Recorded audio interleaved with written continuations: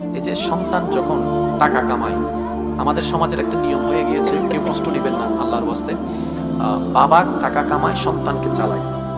একটা পর্যায়ে সন্তান বড় হতে থাকে, বাবা আস্তে আস্তে বৃদ্ধ হতে থাকে।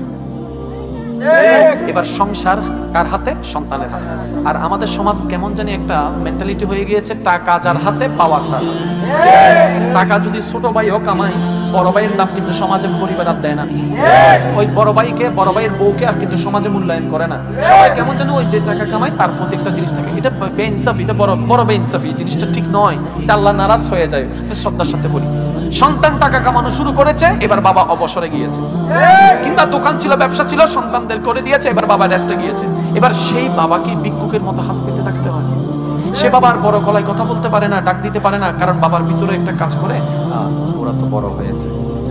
শ্রদ্ধার সাথে একটা কথা বলি, সন্তান যতই বড় হোক, যতই কোটিপতি হোক, কখনোই মা বাবার চাইতে বড় হয় নাই, হতে পারবে না।